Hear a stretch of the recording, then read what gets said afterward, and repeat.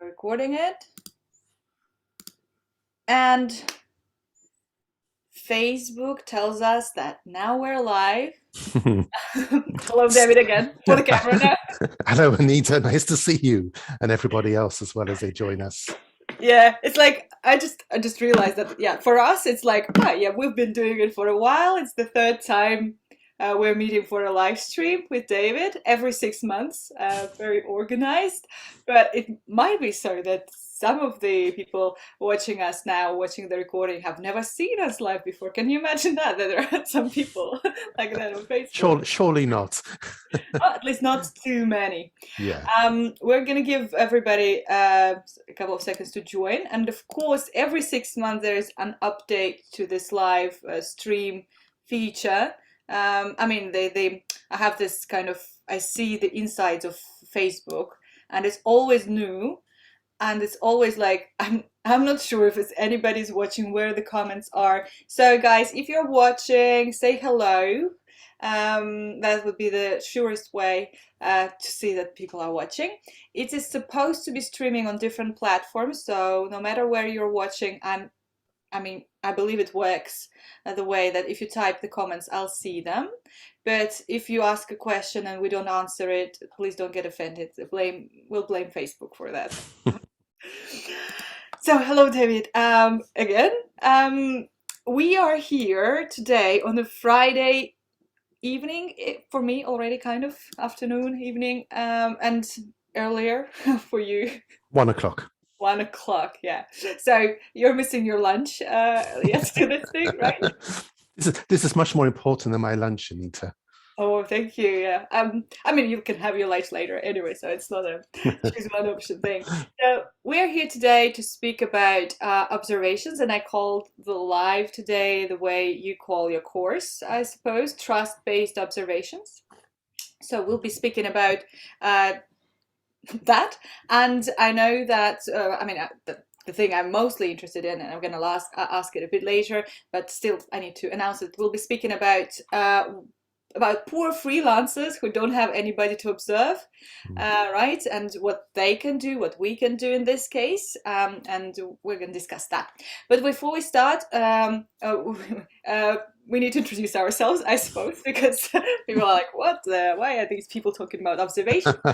Hi, everybody. I'm Anita, but probably you're watching this on the Teachers Teach Teachers page. I created a program for English teachers that we do what it says. We teach each other, and basically we're always in the process of either teaching and being observed by your teacher students, or we are observing our teacher colleagues who are doing the teaching right now. That's why it's like the word interested doesn't even work. Really, I'm really involved. I really want to know everything about observations, and we do have an internal course in observations in my program. But here we have David Riddell, who knows much more about observations than I do. Has a lot of experience in doing that. David, could you please tell why we should trust you on this? That's a good question. So a bit of background perhaps then about myself. I've been teaching for just under 40 years, a teacher trainer over 30 years, academic manager in 3 different schools, course, book author as well. But in terms of observations, and I think this is the key, and let me say straight away that this is a topic I have, for as long as I can remember, been passionately interested in. And I think that stemmed from the early days of my teaching, when I think most, or many teachers certainly, was quite terrified about being observed in my early years. And it was quite a scary process, because someone would come up to me and say, okay, David, I need to come to observe your class next Wednesday at 10 o'clock. And that was it. So I didn't know why they were observing. Was I being judged or whatever else? In other words, there was no discussion, no collaboration. It was an entirely observer-owned process. And I would go in, I would teach the lesson, and they would give me feedback, which was 99% of them talking and 1% of me talking. And that was the end of it. And as the years went by, and I noticed in staff rooms that teachers, even with great experience, were also really, really worried and nervous about observations, I started to think there must be something wrong here with this. So my background in observations is I've done a course in observing teachers. That was many, many, many years ago. As an academic manager, I must have done, I don't know, maybe more than 100 observations, at least, of experienced teachers. And I've also noticed how teachers react to being observed and how they get observed in very different ways. So what I've been trying to do over the years is to try to make, as you say, observations trust-based, more collaborative. So not that they're, if you like, owned by the observer, but more a kind of shared ownership process where the teacher is involved in that process before, during, and after the observation. And I've also written chapters in books about observations. And so it's been a very strong area of interest for me over the years, Anita. Right, no, that's just sounds, and I'm already writing down questions for it.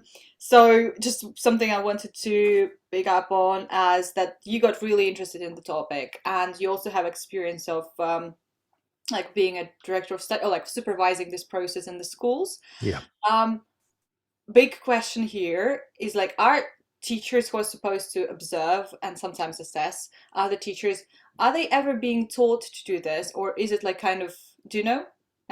So normally, what they standard in your teaching context, let's say, is there a course that people do before they start observing others? No, I mean, I said that I had done one, but that was I guess more than 20 years ago at International House in London, where they just decided to set up quite an informal course of people that were ready to start doing some observations. But I've never come across, I'm not saying it doesn't exist, but I've never personally come across in any organization a formal process of standardization of observers. And I think there are several problems with this. And working in a large organization as I did, where 5 or 6 people were responsible for carrying out observations, whether I was one of those observers as I was for a time, or whether I was a teacher in the staff room, either way, I noticed worrying differences. Teachers, for example, would say, oh, I'm going to be observed soon. I really hope that John observes me and not Maria, because Maria's not very nice and John is very friendly. Or someone would say, oh, I hope that Anita observes me because she always talks to me about the lesson beforehand, but John doesn't do that. And I thought, this is wrong. There should be a standardized approach, first of all, to observations so that people are carrying them out in the same way. And we'll talk later, I'm sure, about pre, during, and post observation. But not only in terms of how observers go about doing observations, but also crucially, what they're looking for. Because if we're talking, and at the moment we are talking about these kind of formal observations that we're all used to and a bit anxious about, where teachers sometimes feel like I'm being judged. Well, these observations should have 2 components to them. One is not, I hope, being judged, but the necessary evaluation that has to take place from time to time of teachers in an organization to make sure that their teaching standards are meeting the standard of the organization as a whole. That's important. And the teacher needs to have that confirmation that what they're doing is right. Combination then of evaluation and development. Now, in terms of evaluation, if different observers, and I say if different observers are evaluating lessons in different ways by different criteria, then that again is a problem. There's inconsistency, and teachers will pick up on that inconsistency, and it adds to their anxiety, it adds to their negativity about observations. And in terms of development, in my opinion, observations and the feedback process should not be exclusively about evaluation. That's why I sometimes make a distinction between feedback and feed forward. Mm-hmm. Feedback is basically, this is what happened in your lesson, let's talk about it, and I'm, well done, you're meeting the standards required, blah, blah, blah. The feed forward is, let's now think about the future. How can I help you, I as an observer, you as a teacher, how can I help you get better? Let's think about this problem you had in your lesson today. Let's discuss together how you could improve on that. Or I notice, and we've discussed that you're having problems dealing with dominant students. Let's discuss ways of making that more manageable for you. This idea of development. Development could be a small thing, it could be a big thing. And obviously, if the lesson you've seen, I mean, normally in my experience, lessons I observe do meet the standard required. It is very, very rare you see a car crash of a lesson. But if you I do, can't even imagine that, you know. What I did you know. do? But so I therefore make a distinction between an action point, which is something important that needs to be addressed. For example, in this lesson, you were incorrect in your explanation of this piece of grammar, versus a developmental idea, which is a suggestion, an idea, like, why don't you try it this way? Or have you thought about doing that? So going back to your initial question, the observation process needs to be more standardized, both in terms of how observers go about the process of doing the observation and in terms of how they are evaluating and what criteria they are evaluating against. And without a standardization process in operation for observers, that's not going to happen. And I experienced that in that large organization where different observers were clearly doing the process in a different way and sometimes looking, I think, for different things. Right. I'm now like always thinking like, what do I need to change in my program to make it better based on what you've just said? But I'm gonna hold on to that. Speaking of standardization and like, I totally like agree from the person of someone being observed. I'm the person who likes, like, I mean, I want to know what is gonna happen. I want to know Yeah. the procedure, and I'm very relaxed about this. Yes. But there is just one thing I wanted to ask. Like, maybe sometimes the procedures, they can kind of, you can miss something out, you know. So because there is a Mm. procedure, and but there is always, I mean, procedure doesn't cover everything. So how would you balance with something that might, you know, slip through this, you know, procedure-based guidelines, and how don't you miss some good stuff or bad stuff that's happening during the lesson? You know. Sure. For me, and I say for me, also there's evidence from feedback from teachers who've gone through this kind of observation process and reported very positively about it. For me, the observation process should be in 4 parts. So I very briefly discuss those with you. The first is in direct relation to the point you made a moment ago, Anita, the pre-observation. And this is the stage which I find is usually, I think usually left out by observers. And yet for me, it is such a crucial stage. Now, it doesn't have to be a face-to-face. It could be email, it could be Zoom, whatever. But if there is a communication between the observer and the teacher before the lesson, a day before, or a week before, in which the observer finds out as much as possible about the class, the students, what the teacher's done, what they're going to be doing, what they're working on, and also a particular aspect of the lesson they would like me to give feedback on, okay, shared ownership.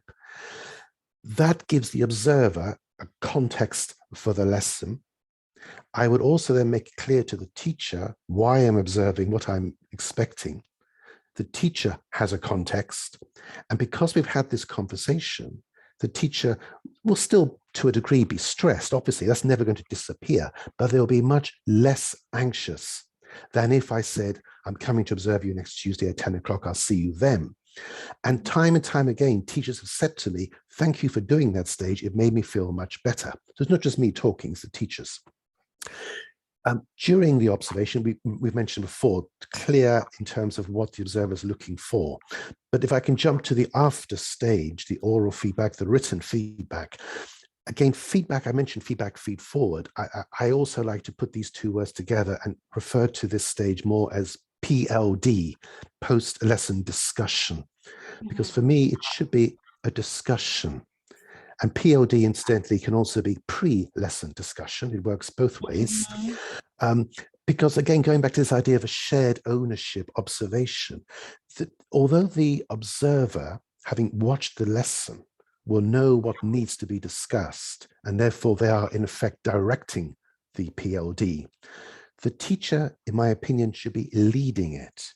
In other words, the observer shouldn't be jumping in and saying, well, this is what I thought of your lesson. First, the teacher should be given the opportunity to talk about the lesson. Now, it could be done before. They might have filled out a brief form, like the thing I liked best about my lesson was because, what didn't work was because, I did or did not achieve my aims because. They could fill out a form, which the observer can look at beforehand, or it could be on the day of the discussion, on the day of the feedback. So how did the lesson go? Were you satisfied? Did you achieve your aims? Tell me about the lesson. So the observer is drawing out information from the teacher. Just as teachers ask students questions when they're teaching, it's diagnostic. Let's find out what our students already know rather than just telling them. Same with the observer. Let's see what the teacher thought about that lesson. Are they aware? Are they self-aware about what happened? And then I will base our discussion around the responses that I get. So it becomes more of a professional dialogue between colleagues. The observer knows where he or she wants his conversation to go, but it is the teacher that is steering the wheel, if you like. And that, I think, is very, very important. So the teacher feels they're not being spoken at, but spoken with. So it's not an observation done to teachers. It's an observation done with teachers. And that, again, is all back to this collaboration, this discussion, this mutual respect as well. So as a teacher, I can learn from my observer. As an observer, I respect this teacher who's working day in, day out, fully committed, doing their very best. I need to get some feedback on their performance, yes, but I also want to help them get better, because if they get better, my organization gets better. I mentioned 4 stages. So pre-observation, during the observation, the observer's watching the lesson, taking notes.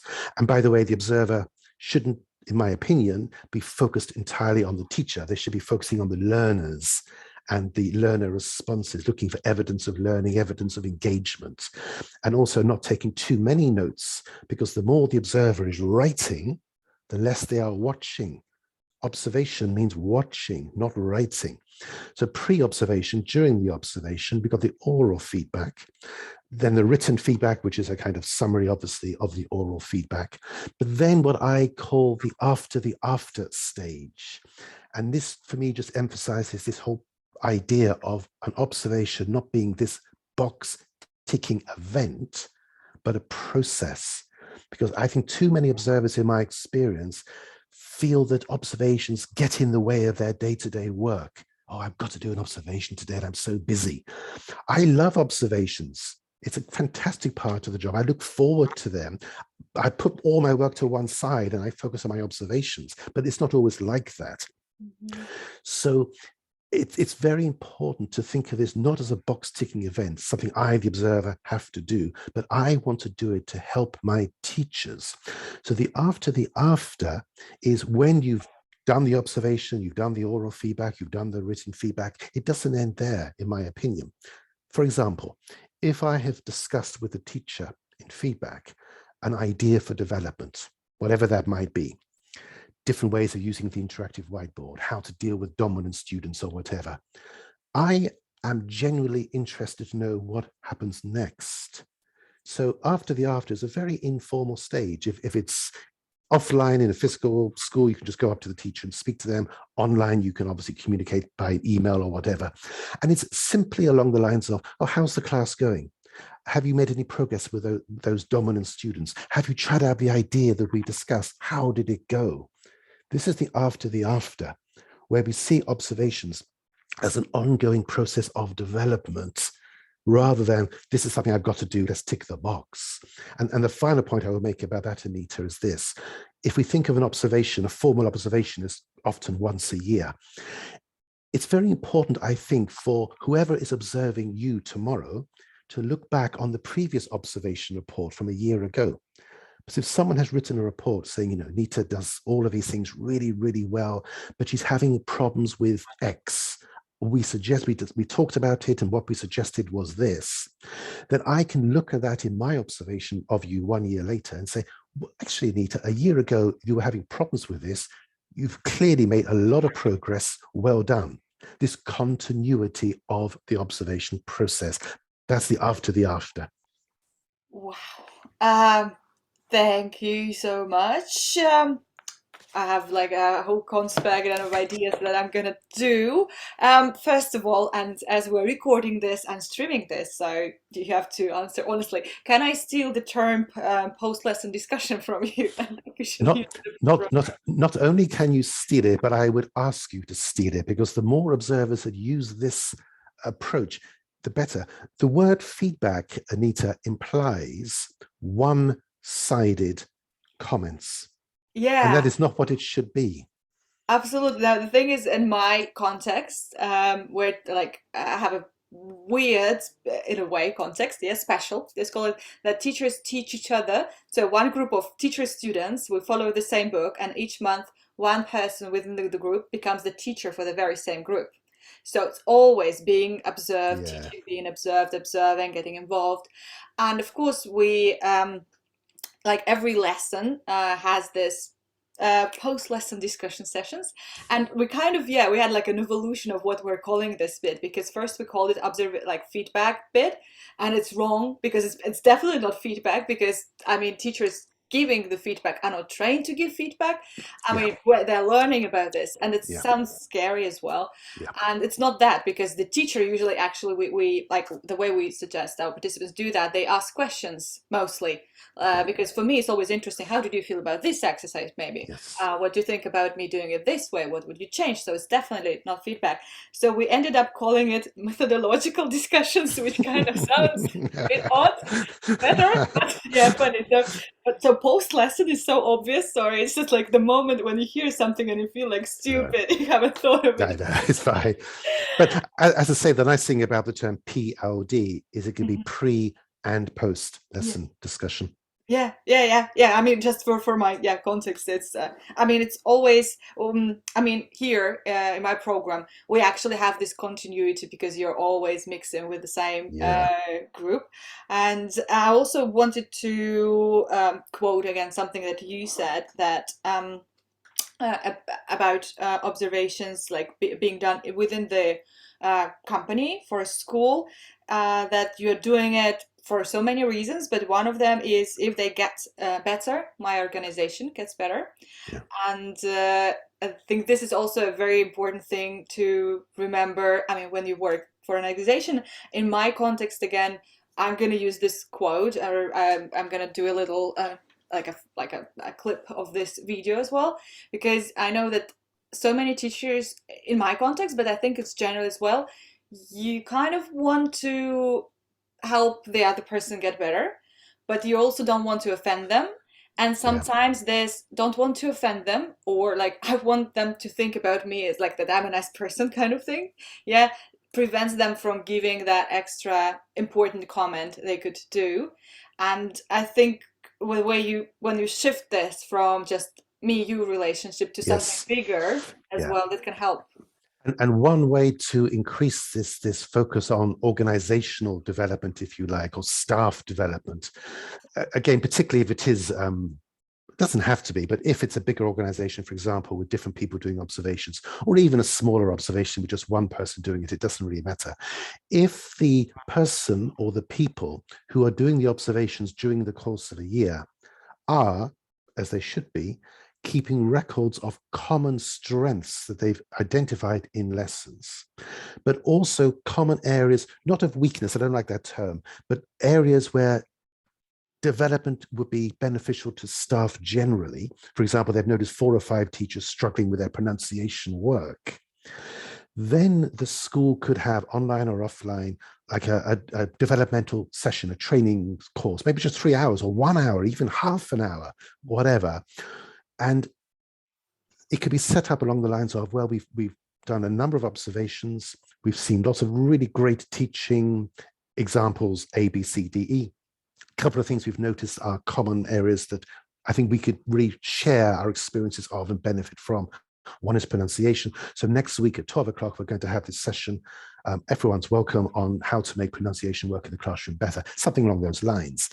This really emphasizes the kind of observation, not as you say, entirely a one-to-one basis, but everyone's being observed, common strengths, common areas for development. Let's draw on our findings and improve all staff and therefore the organization by focusing on these sessions.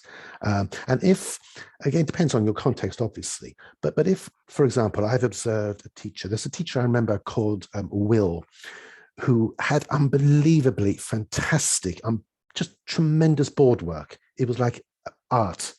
You could go to a museum with his board work. It was exemplary. My board work is awful, by the way. So one time we saw a number of teachers whose board work really wasn't very good. So we set up a session in the school, how to make your board work better to benefit your learners. And rather than a boring old academic manager like me running the session, I asked Will, said, Will, would you like to do it? Because you're so good at this. He did it. He was very proud to have been asked. The fact that it was a teacher helping teachers in this session also was beneficial.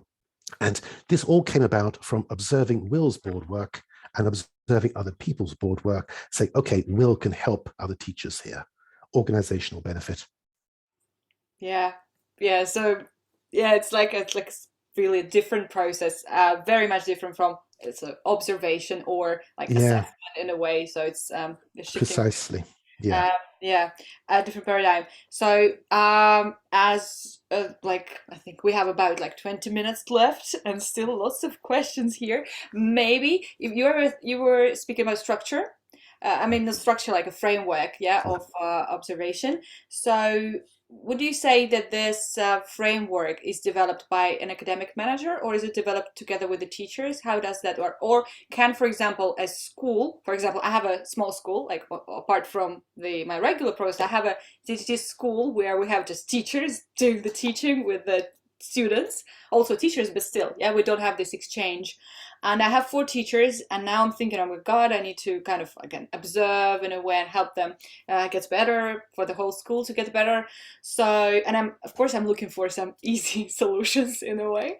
So would you say I can, for example, borrow someone's framework, or should we develop it together with my teachers, or how should that work ideally at a school? I think it's always good to look at how other people do things and to take the good bits that will work in your context and to adapt other aspects as well. So yes, draw on other people's approaches, but devise your own approach.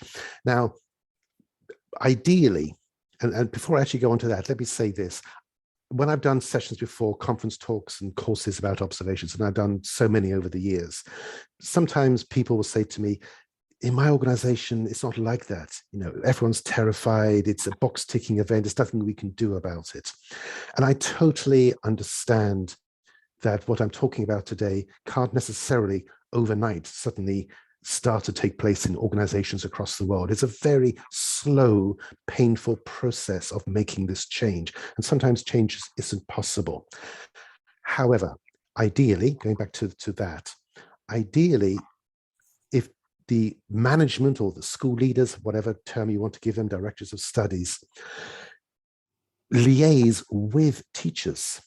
So if there are, for example, 3 or 4 people in the school who do the observation process, first of all, they need to get together. And this so often does not happen. I've seen it myself. They don't compare notes and how they do things and what they're evaluating or how they're evaluating. But if they get together, so, okay, this is the best approach, in our opinion, to observations. They discuss it. Then they go to the teachers.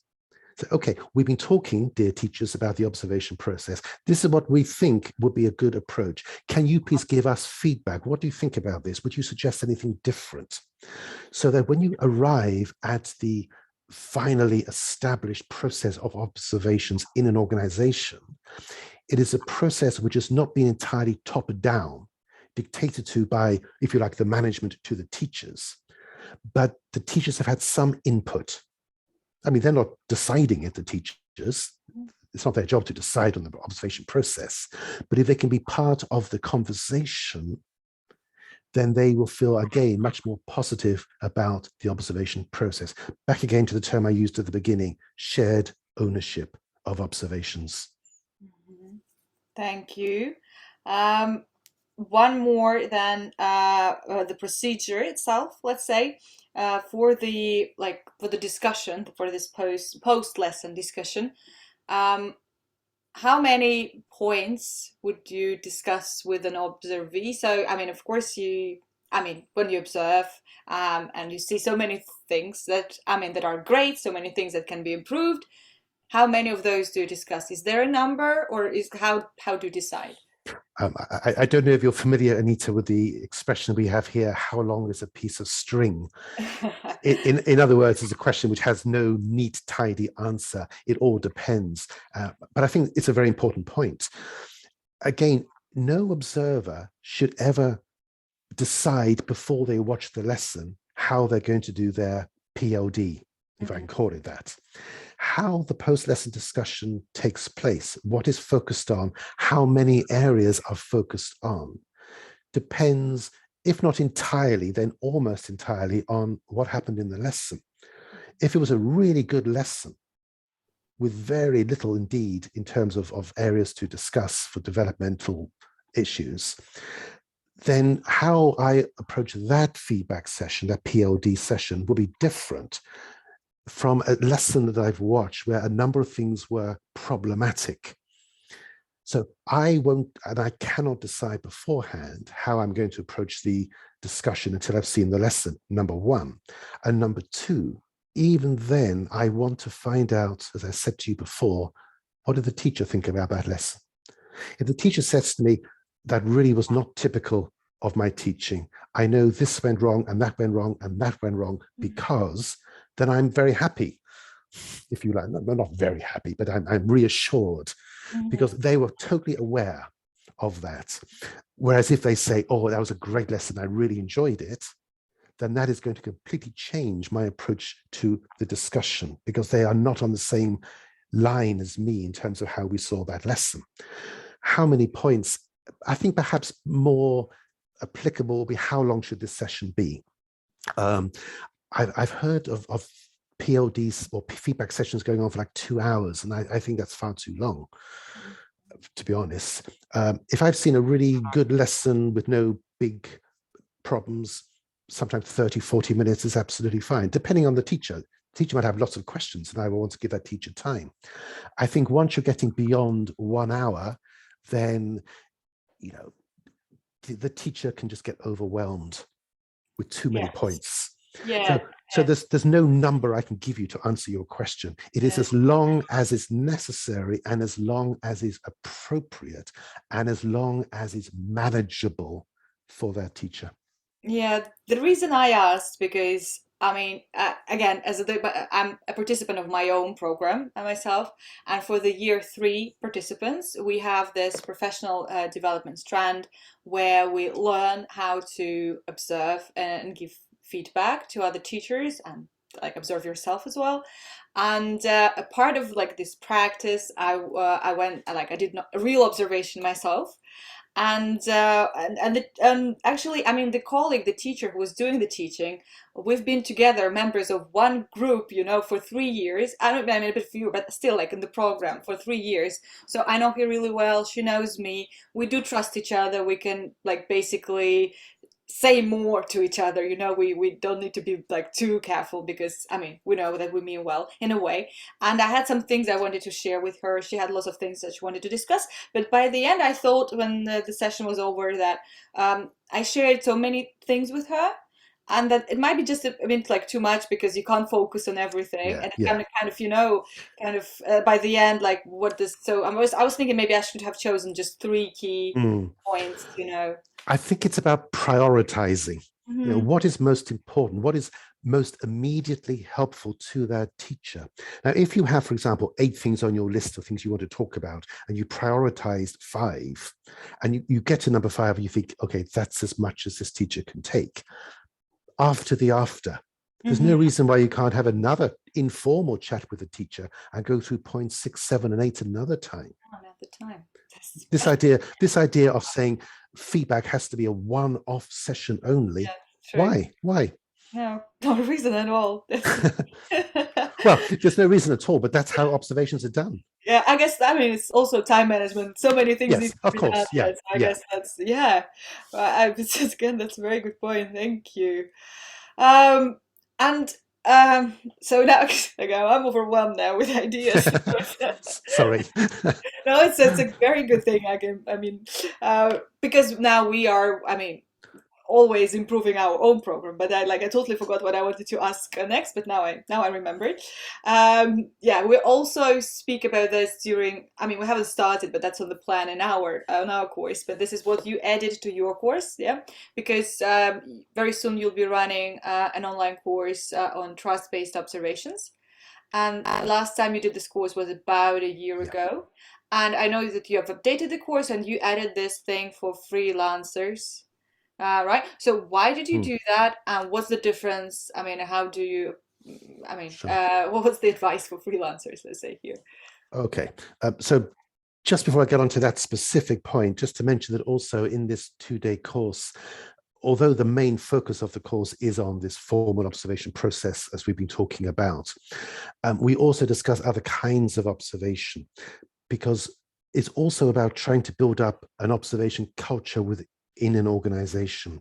So we're looking at how to make peer observations work, for example, the idea of unobserved observations, all different kinds of observations, so that the more exposure and the more opportunities teachers have to different kinds of observation, the more they're going to trust the process. So that's also a very important part of this 2-day course. In terms of the freelancers, life has changed in the last 2 years, as we all know. And now we have, well, I couldn't put a number on it, but so many people who are teaching only online, and a lot of people who've gone entirely freelance, either out of choice or out of necessity. And so teachers who are freelance and specifically online, because I think in most cases it is online, they don't have the opportunity, and I prefer to describe it as an opportunity, to have a formal observation from a colleague in the school. In fact, in theory, they have no opportunities at all unless they're part of your fantastic group, of course, of Teachers Teach English. And the danger then, of course, is the longer you go without any kind of, let's use the word feedback for the moment, Mhm. the more you can perhaps get stuck in a rut, get into bad habits, begin to doubt yourself, because we all start as teachers to doubt ourselves. We're a very self-critical group of people. That's Opportunities, the job, I guess. yes, it is the old imposter syndrome. I still suffer from it now. Um, After so 40 years. yeah, so I think with freelancers, there are two suggestions in a way, which I will go into more on the course. Neither are particularly, surprising. They're quite common sense ones.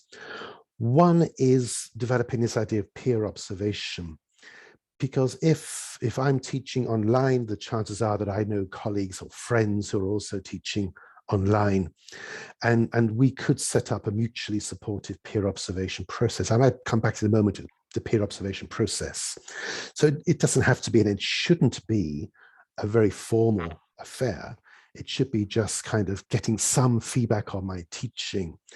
I'll come back to that point in just a second. But what might surprise you is that peer observation, in my opinion, doesn't necessarily have to be from another teacher.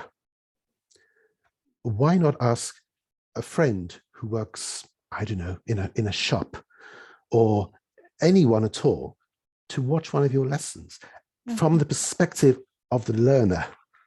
Because then they're not thinking of the lesson from the point of view of the teaching skills and qualities all the time, but just watching the lesson. So you could get a peer observation from a co-teacher, or from just someone you know, or both, and get two different perspectives. Have, have you ever tried, I mean, that thing yourself? I haven't yet, no. But also the great thing, of course, with Zoom is we can record lessons. And Yeah. if you get two different people, it could be two teachers, of course, but if you I'm now get, curious about not teachers. yeah, but if you get a teacher and a non-teacher watching a recording of the same lesson, Hmm. and then see what kind of feedback you're getting, I think that's a very interesting way forward as a possibility. But peer observation, Anita, there's an important point to make here. I always remember when I was doing a conference talk about observations, and we were talking about peer observations, and one participant said to me, and I will never forget her words, never forget. She said, In my organization, we never do peer observations because we're all terrified of being judged by our colleagues. Ah, And I understand that because, as you said before in one of your questions, teachers are not observers. They're not trained in how to observe lessons. They're not in a position to give evaluation of a lesson. Peer observation works best. A, if it is an informal process, totally teacher-owned, set up with one teacher who's going to teach and another teacher who's going to observe. That's one point. And secondly, there is a specific reason for the peer observation. So if I'm observing you, Anita, it could be my board work isn't very good and I've heard yours is very good. Can I come and watch your lesson to see your board work? So the teacher now knows why I'm coming in to watch the lesson. And the so-called feedback or post-lesson discussion would normally focus only on the one or two issues identified in advance. So the teacher watching the lesson is benefiting from watching these 2 or 3 specific points. The teacher knows what they're looking for and is trying to show them what they need to see. And then they're talking about those specific areas afterwards. Maybe a general comment about the lesson, but not giving feedback on the lesson. This worked, this didn't work, because that's not the job of the observer in a peer observation, whether online or offline. So that's quite a long answer to point number 1. What can freelancers do? One is a peer observation, online or offline. Maybe there's 3 possibilities actually. A second possibility is if you know someone who is actually an experienced teacher, maybe with experience of observations, you could say, could we arrange for you please to do a proper full observation of my lesson, evaluation and development? It wouldn't be free. You have to pay something, obviously.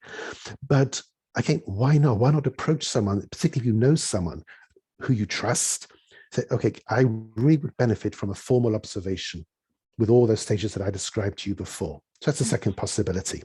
The third possibility is not really an observation as such, but it is what I would call the self-reflective observation when you observe yourself, which is something we can do on Zoom now. And I know I'm not alone in this, I really hate watching and listening to myself. And sometimes I'm forced to watch a recording and I squirm in my seat, but sometimes you have to do it. So with a freelancer, approach a particular lesson and treat it a little bit differently, as if you were being observed. Maybe write out a fuller lesson plan, write down your aims, write down things you're working on just for your own benefit.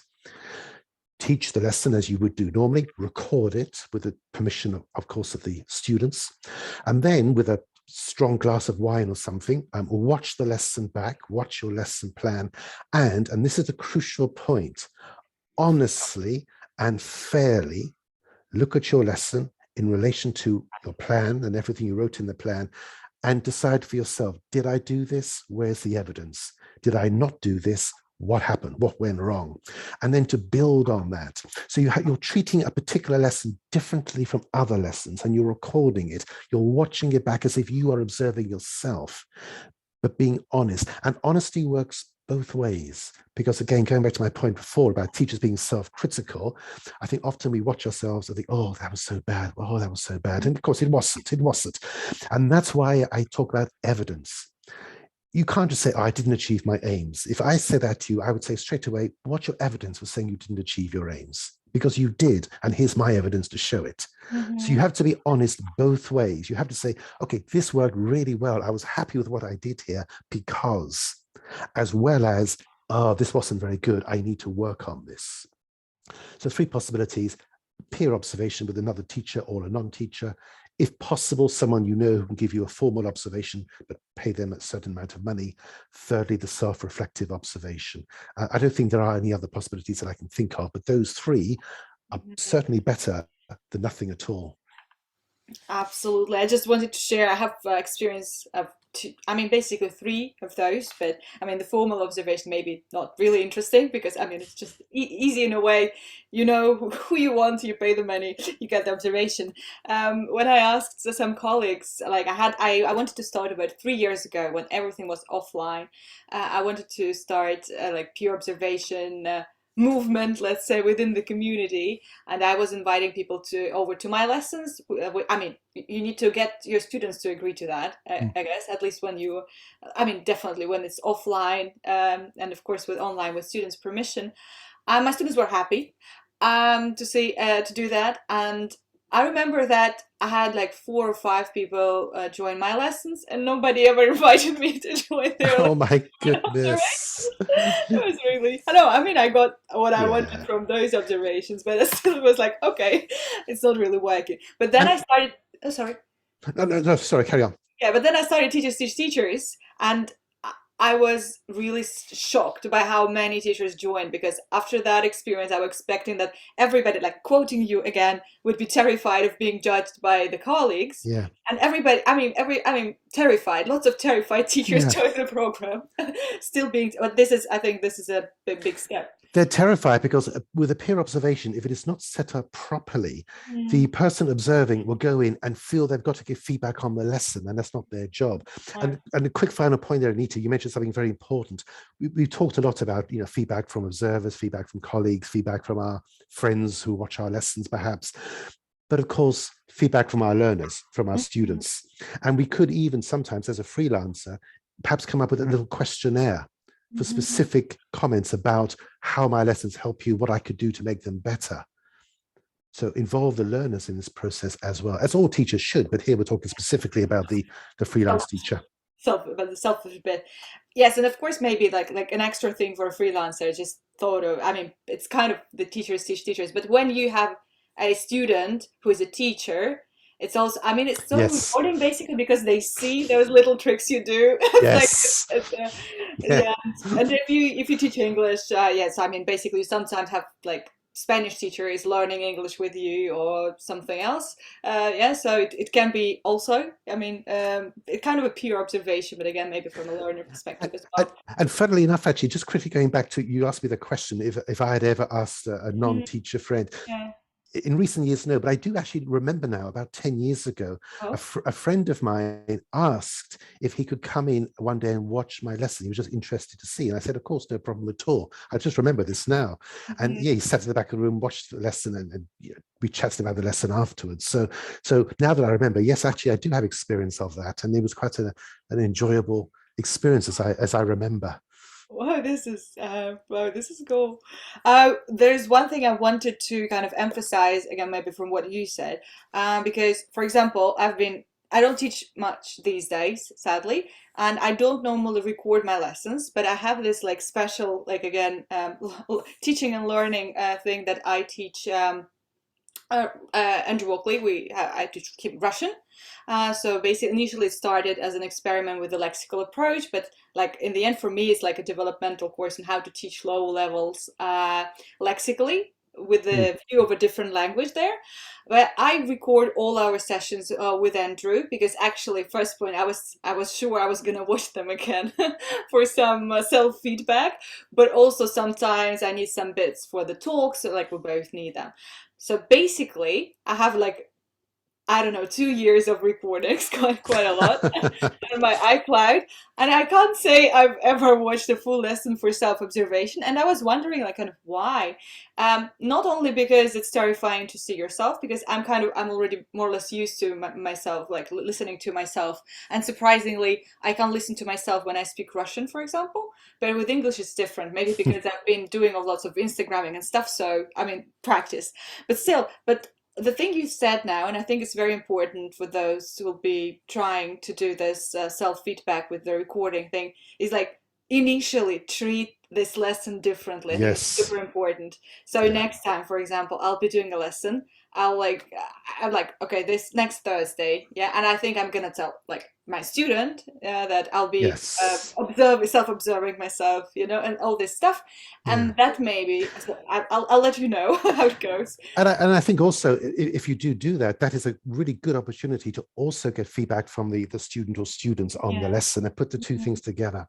Yeah, thank you so much. Thank you so much. I learned a lot from you today, Good. and yeah, I hope that together with me, other teachers also have learned or will be learning while watching this video, because it's now everywhere on Facebook, and I'm gonna upload it to my YouTube channel at some point.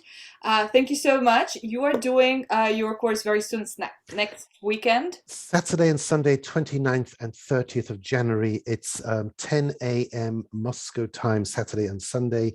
Each day it's 4 hours plus 3 15-minute breaks, so 5 hours really. And we're discussing all the things we've talked about today, but in much greater detail. Yes, I mean, there's obviously like lots of things to expand on starting from today. Like there's a link in the comments, and it will be in the description of this video somewhere.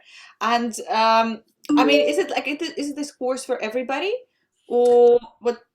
How does that work? It's yes. So so basically everybody can so join, no matter if you so work for school or so freelance. So, yeah, so obviously it's for people who do observations of lessons.